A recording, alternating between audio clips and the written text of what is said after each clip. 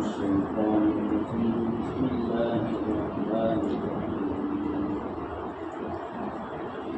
إنما تنذر من اتبع الذكر وخشي الرحمن بالغيب فبشره بمغفرة وأجر كريم إنا نحن نحيي الموتى ونكتب ما قدموا وآثارهم وكل شيء أحصيناه في إمام مبين.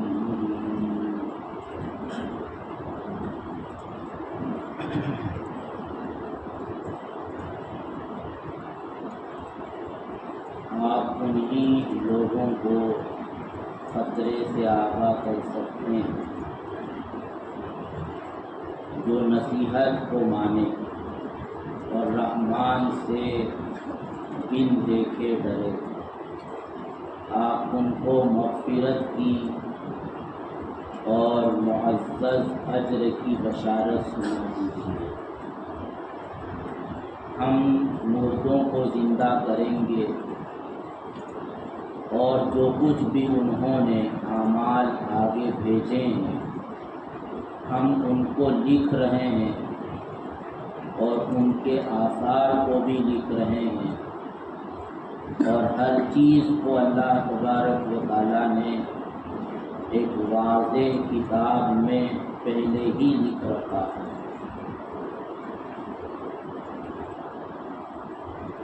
یہ اوپر سے گفتگو چل رہی ہے کہ جن کے اندر بات کو ماننے کا جذبہ ہوتا ہے تو وہی اپنی زندگی کو سدھار سکتے ہیں، لیکن جن کے اندر باتوں کو ماننے کا جذبہ نہ ہو تو براہ راست نبی بھی ان کے سامنے آ کر کوئی بات کہے گا یا براہ راست اللہ کی طرف سے ان کو کوئی بات کہی جائے گی تو وہ اس کو مانیں گے نہیں. اور یہ بات گزر چکی کہ انسان باتوں کو نہیں مانتا ہے، ایک تو اپنی انانیت کی وجہ سے، اپنا ایگو، بڑاپن، تکبر کہ میں اپنی زندگی کے فیصلے خود کروں گا، کسی کی بات کو کیوں مانوں، مجھے کیا کرنا ہے کیا نہیں کرنا ہے میں خود اس کو ڈیسائیڈ کروں گا. جیسے کہ آج مستقل یہ فیشن، حالانکہ وہ کچھ بھی جانتا نہ ہو، لیکن یہ بڑاپن ہے کہ میں اپنا کیا کرنا ہے یا کیا نہیں کرنا ہے میں خود اس کو ڈیسائیڈ کروں گا. تو ایسا آدمی کبھی بھی سیدھی بات کو بھی قبول نہیں کرے گا. دوسرے انسان کے لیے بات کو ماننے سے رکاوٹ بنتی ہے اپنے خاندان کی روایات، رسوم اور ریت اور عادتیں اور اپنی خواہشات، کہ جہاں اس کے خلاف کوئی بات آتی ہے تو اس کے لیے اس کو ماننا یہ بہت مشکل ہو جاتا ہے. تو اللہ کے رسول صلی اللہ علیہ وسلم سے کہا جا رہا ہے کہ ایسے لوگ جنہوں نے ٹھان لیا کہ کسی کی بات کو ماننا نہیں ہے تو ان تک تو بات پہنچانا یہ مفید نہیں ہوگا، ان کے حق میں برابر. لیکن جن کے اندر واقعی ماننے کا جذبہ ہے تو وہ ان تک اگر آپ بات کو پہنچاؤ گے تو وہ ان کے حق میں مفید ہوگا. انما تنذر من اتبع الذکر، نصیحت کو قبول کرنے کا جو لوگ جذبہ رکھتے ہیں تو بات کو ماننے کا جذبہ انسان کے اندر ہونا چاہیے کہ وہ ہر اچھی بات کو قبول کرے، چاہے وہ اچھی بات اس کے باپ دادا اور خاندانی روایات اور رسوم کے خلاف ہو، چاہے وہ اچھی بات اس کی خواہشات کے خلاف ہو، اپنے مفادات کے خلاف ہو، لیکن آدمی کو یہی اس کے اندر یہی جذبہ ہونا چاہیے کہ جو حق ہوگا، جو بات اچھی ہوگی میں اس کو قبول کروں گا. لیکن یہ بھی معلوم ہونا چاہیے کہ ہر اچھی بات سچی ہو یہ ضروری نہیں۔ بہت سی مرتبہ باتیں تو بہت اچھی ہوتی ہیں لیکن وہ سچی نہیں ہوتی، یعنی اس کے پیچھے حقیقت اور ریئلٹی نہیں ہوتی۔ جیسے کہ یہ جمہوری نظام میں، ڈیموکریسی سسٹم میں بہت سارے نعرے دیے جاتے ہیں کہ عورتوں کی آزادی، بولنے کی آزادی، فریڈم آف اسپیچ، اور اظہار رائے کی آزادی، اور ہیومن رائٹس یعنی انسانی حقوق کا تحفظ اور جمہوریت کا تحفظ، دہشت گردی اور آتنکواد کا خاتمہ کرنا ہے، ہر حکومت یہ کہتی ہے۔ تو باتیں تو بہت اچھی ہیں لیکن یہ سب اچھی باتیں سچی نہیں، اور دور جانے کی ضرورت نہیں ہے، یہی نعرہ ہمارے لیے تو کافی ہے کہ سب کا ساتھ سب کا وکاس۔ بات تو بہت اچھی، کیسا ہی ہونا چاہیے، لیکن ہر آدمی جانتا ہے کہ یہ بات سچی نہیں۔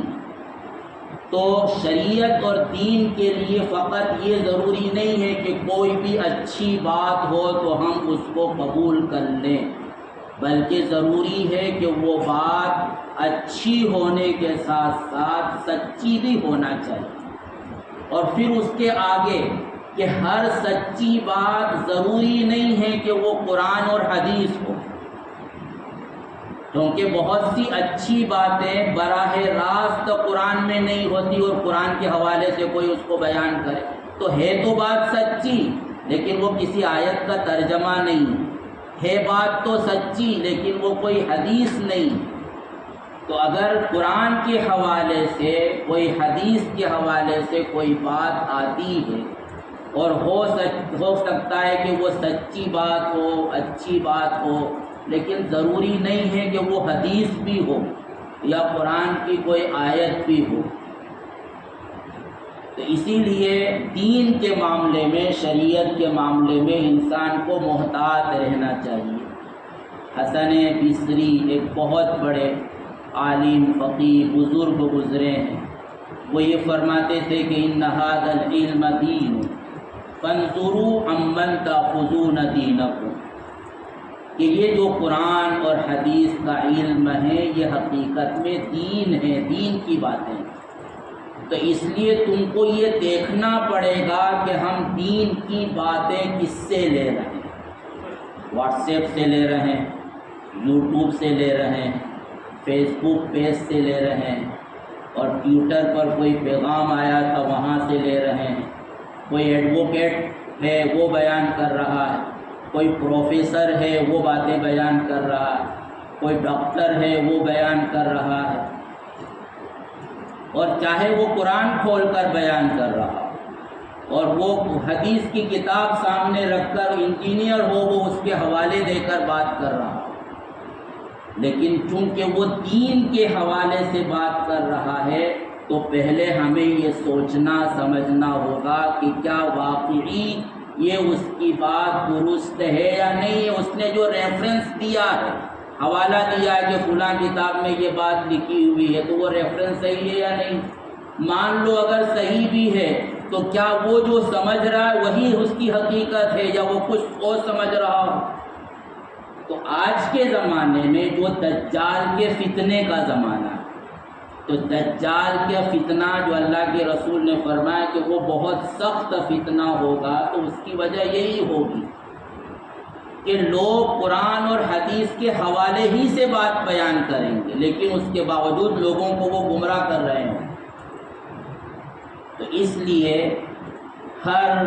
اچھی بات سچی ہو یہ ضروری نہیں ہے، اور ہر سچی بات وہ قرآن کی آیت ہو اور اللہ کے رسول صلی اللہ علیہ وسلم کی حدیث ہو یہ صحیح نہیں ہے۔ تو اس کو ماننے سے پہلے ہمیں خود سوچنا ہوگا۔ جیسے ہر ڈاکٹر کسی کوئی بیمار ہے اور اس کو کسی نے کوئی علاج بتلا دی تو ہر اہرے گہرے نتو خیرے کا بتلایا ہوا علاج کرنا آدمی شروع نہیں کر دیتا، پہلے وہ تحقیق کرتا ہے کہ یہ علاج صحیح ہے یا نہیں ہے، جو ماہر ڈاکٹر ہے اس سے پوچھتا ہے کہ فلاں نے یہ علاج بتلایا ہے تو کیا میرے لیے یہ علاج اچھا رہے گا یا نہیں رہے گا. تو ہر فیلڈ میں ماہرین ہوتے ہیں اور اس فیلڈ کے ماہرین کی طرف آدمی رجوع کرتا ہے. تو ایسے ہی دین کے باب میں بھی ایسا ہونا چاہیے. تو یہاں بہرحال تعریف ان لوگوں کی ہے جن کے اندر بات کو، حق بات کو قبول کرنے کا جذبہ ہوتا ہے. تو ایسے لوگ بات کو قبول بھی کرتے ہیں اور وہ اللہ سے ڈرتے رہتے ہیں. وہ خشی الرحمن بالغیب، ان کے دل میں ہر وقت یہ ڈر رہتا ہے کہ کہیں میرا اللہ، میرا محسن، میرا منعم، میرا پیدا کرنے والا، مجھ کو رزق دینے والا،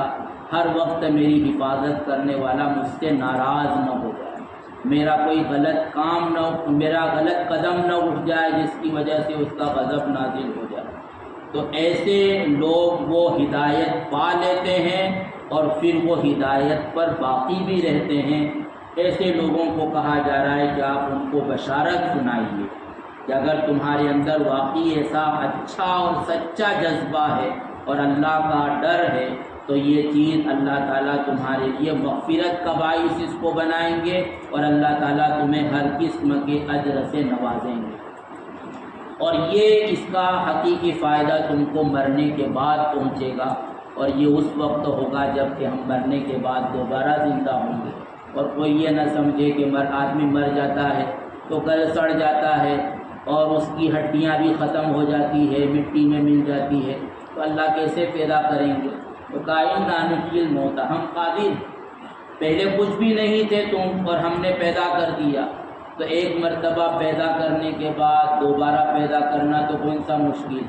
کسی انسان نے کوئی کام ہی نہ کیا ہو تو پہلی مرتبہ اس کے لیے وہ کام کرنا مشکل ہوتا ہے، لیکن ایک مرتبہ وہ کر چکا ہو تو پھر اس کو تجربہ ہو جاتا ہے. تو اللہ کے یہاں تو تجربے کا کوئی سوال ہی پیدا نہیں ہوتا، اس کے لیے تو سب کام یکساں ہیں، پہلی مرتبہ کیا جائے یا 100ویں مرتبہ کیا جائے. تو ہم اس پر قادر ہیں.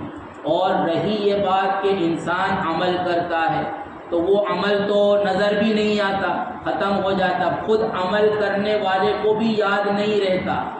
کہ آج رمضان ہے تو اس سے پچھلے رمضان کو میں نے کیا عمل کیا تھا. اس وقت انسان کو خود بھی یاد نہیں رہتا، تو یہ کیسے اللہ تعالیٰ عمل کا بدلہ دیں گے؟ تو کہا جا رہا ہے کہ وَنَقْدُوا مَا قَدَّمُوا وَآثَارَهُ، کہ ہمارے یہاں سب ریکارڈ محفوظ، تمہاری میموری میں ہو یا نہ ہو، لیکن اللہ تبارک و تعالیٰ کے یہاں مخصوص میموریاں ہیں، اس میں تمہارا سب ریکارڈ کچا چٹھا وہ اللہ نے محفوظ اور سیو کر کے رکھا ہے کہ جس کے حذف اور ڈیلیٹ ہونے کا کوئی خطرہ نہیں، وہ باقی رہنے والا ہے. اور فقط اعمال نہیں بلکہ اعمال کے نتائج بھی، وہ آثار ہی، تمہارے نقوش میں بہت ساری چیزیں آ جاتی ہیں. یعنی انسان ایک عمل کرتا ہے، عمل کرنے کے بعد وہ عمل تو ختم ہو جاتا ہے لیکن اس کے اچھے اور برے اثرات باقی رہتے ہیں. مثلا ایک شخص نماز نہیں پڑھتا ہے، ہم نے جا کر اس کو سمجھا دیا جس کی وجہ سے وہ نماز پڑھنے لگا، تو ہماری بات اس کی بات ختم ہو گئی. لیکن جب تک وہ نماز پڑھتا رہے گا آپ کے کہنے پر، وہ آپ کے سمجھانے کا یہ نتیجہ ہے کہ وہ نمازی بن گیا. تو جب تک وہ نمازی رہے گا اس کا ثواب بھی آپ کو ملتا رہے گا. ایک آدمی نشہ کرتا ہے، آپ نے اس کو سمجھایا کہ نشہ اچھی چیز نہیں ہے، اس کے نقصانات، اس کی وجہ سے اس نے نشے سے توبہ کر لی، تو اب وہ مرتے دم تک نشہ نہیں کرے گا کیونکہ آپ نے اس کو نصیحت کی اور آپ کی نصیحت کی وجہ سے اس نے نشہ چھوڑا ہے. تو اس عمل کا یہ اثر ہوا کہ اس نے نشہ کرنا چھوڑ دیا، اپنی زندگی کی فہرست سے اس کو نکال دیا، تو آپ کو اس کا مستقل ثواب ملتا رہے. مسجد آپ نے بنوا دی، مسجد میں کوئی ایسی چیز دے دی کہ جو استعمال ہو رہی، آپ تو مر گئے لیکن آپ کے مرنے کے برس تک آج تک وہ چیز مسجد والے اس کو استعمال کر رہے ہیں، فائدہ اٹھا رہے ہیں. تو یہ انسان کے عمل کے نتائج ہوتے ہیں، اس کے اثرات. اور جس طرح اچھے عمل کے نتائج ہوتے ہیں، برے عمل کے برے نتائج ہوتے ہیں. کوئی آدمی نماز مسجد میں جانے لگا، آپ نے اس کو بہکا دیا، جس کی وجہ سے وہ مسجد میں آنا اس نے چھوڑ دیا، تو وہ آپ کے کسی لفظ کی وجہ سے، کسی کلمے کی وجہ سے مسجد میں آنا اس نے چھوڑ دیا اور اس کے بعد اس نے مسجد کا منہ نہیں دیکھا، تو جب تک وہ مسجد میں نہیں آئے گا اس کا وبال آپ کو ملتا رہے گا۔ اسی کے قرآن میں چھٹے پارے میں ہم نے پرسوں سنا کہ آدم علیہ السلام کے دو بیٹے حابیل و قابیل، دونوں نے قربانیاں پیش کی اللہ کی بارگاہ میں، ایک کی قربانی کو اللہ نے قبول کر لیا، دوسرے کی قربانی کو اللہ نے قبول نہیں کیا، تو قابیل جس کی قربانی اللہ نے قبول نہیں کی تھی وہ حسد کرنے لگا اپنے بھائی حابیل سے، اور اس حسد کے مارے اس نے قتل کر دیا۔ تو اللہ کے رسول نے فرمایا کہ دنیا میں قیامت تک جو کسی کو قتل کرتا رہے گا تو اس کے گناہ کا ایک حصہ قابیل کو بھی ملے گا، کیونکہ قتل کی شروعات اس نے کی۔ اسی لیے اللہ کے رسول نے فرمایا کہ من سن سنتا حسنتا فلہ اجرھا واجر من عمل بها ومن سن سنتا سیئتا فلہ وزرھا ووزر من عمل بها۔ اچھا طریقہ اگر ہم کوئی شروع کرتے ہیں تو اس اچھے طریقے پر جو بھی چلتا رہے گا، جب تک بھی چلتا رہے گا تو اس کا ثواب تمہارے کھانے میں آئے گا، اور اگر تم نے کوئی بری رسم شروع کر دی، بدعت شروع کر دی، تو اس بدعت کو جب تک لوگ اپناتے رہیں گے، اختیار کریں گے، اس کا وبال ان کو تو ملے گا ہی صحیح، اس کا وبال تمہارے نامہ اعمال میں بھی لکھا جائے گا۔ تو اللہ اعمال کو بھی محفوظ رکھتے ہیں، اعمال کے نتائج کو بھی محفوظ رکھتے ہیں، اور یہ سب کچھ سامنے آئے گا مرنے کے بعد۔ تو یہ کہا جا رہا ہے، اور اللہ تعالیٰ نے تو عمل کرنے سے پہلے ہی ہر چیز کو متعین کر دیا ہے، كُلَّ شَيْءٍ أَحْصَيْنَاهُ فِي إِمَامٍ مُبِينٍ۔ اللہ تعالیٰ ہمیں اپنی زندگی کو سوچ سمجھ کر حق کے مطابق گزارنے کی توفیق عطا فرمائے۔ سبحان اللہ۔